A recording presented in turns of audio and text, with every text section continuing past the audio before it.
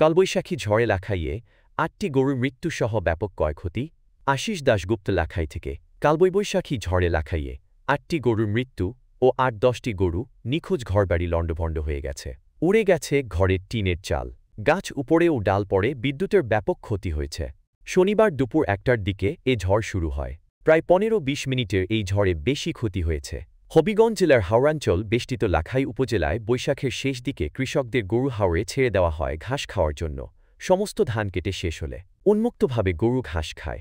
ঘাস খাওয়ার পর বিকালবেলায় গরু যার যার বাড়িতে চলে আসে। প্রতিদিনের ন্যায় শনিবার দুপুর ১টার দিকে লাখাই উপজেলায় ধলেশ্বরী নদীর শাখা নদী সুতাং নদী পারাপার হওয়ার সময় নদীতে মাছ ধরার জন্য জাল ও গাছের ডালবাঁশ গরু চলাচলের রাস্তায় রেখে যা দেওয়া হয় মাছের জন্য, সেই গাছের ডালবাঁশ জালে আটকা পড়ে মারা গেছে কৃষকের গরু। কৃষকরা জানায়, গাছের ডাল ও বাঁশ দিয়ে মাছ ধরার জন্য যে জাগ দেওয়া হয়, কালবৈশাখী ঝড়ে গাছের ডাল জালে আটকা পড়ে ৮টি গরুর মৃত্যু হয় ও আরও ৮টা থেকে ১০টি গরু নিখোঁজ আছে।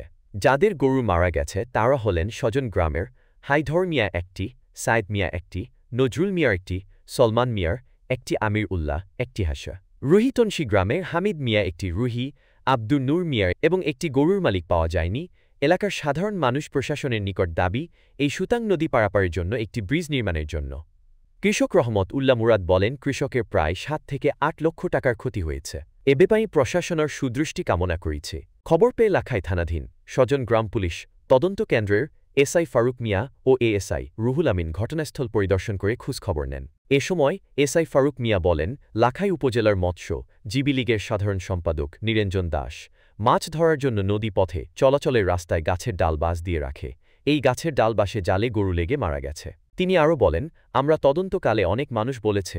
এ ব্যাপারে লাখাই ১ নং ইউনিয়ন পরিষদের চেয়ারম্যান আলহাজ আরিফ আহমেদ রূপন বলেন, আমি জানতে পেরেছি, আমি উপজেলা নির্বাহী অফিসারকে জানাব। লাখাই উপজেলা নির্বাহী অফিসার অনুপম দাস অনুপ সাথে যোগাযোগ করে পাওয়া যায়নি। ১টার দিকে লাখাইয়ে একটি কালবৈশাখী ঝড় বয়ে যায়। এই ঝড়ে আমরা দেখতে পেলাম যে প্রায় ৮টি গরু মারা গেছে। এই কালবৈশাখী ঝড়ে ৮টা গরু মারা গেছে। আসলে আমাদের যে এই লাখাই উপজেলার বাটি এলাকায় বৈশাখ মাসের পর জ্যৈষ্ঠ মাসের দিকে আমাদের এলাকার যত গরু সব হাওরে ছেড়ে দেওয়া হয়। হাওরে উন্মুক্তভাবে গরু খাওয়া দাওয়া করে, ঘাস খায়। ঘাস খাওয়ার পর তারা বিকালবেলায় আবার গরু বাড়িতে চলে আসে। কিন্তু আমাদের আজকের যে কালবৈশাখী ঝড়ে গরু এই নদী পারাপারের সময় কালবৈশাখী ঝড়ের কবলে পড়ে এই মারা যায় এই গরুগুলি। আপনারা দেখতে পাচ্ছেন এখানে 4টা গরু আছে, ওই দিকে আছে আরো 2টা গরু, আবার নদীর ওই পারে আছে একটা, আবার ওইখানে আছে আবার আরো একটা। এইভাবে খণ্ড হয়ে বিভিন্ন স্থানে পড়ে আছে। করি যে এই এলাকার যারা কৃষকরা মনে করে এই যে গরু পারাপারের যে রাস্তা, এই পারাপারের রাস্তার মধ্যে যেন কোনো প্রকার জাল, তার কাটা, বাঁশ এইগুলো না দেওয়া হয়। এগুলো দেওয়াতে আজ কৃষকদের যে ক্ষয়ক্ষতি হয়েছে, এই স্বজন গ্রামের কৃষকদের বিরাট একটা ক্ষয়ক্ষতি হয়েছে। দিন ধরে এখানে দাবিও ছিল যেন একটা ব্রিজ করা হয়।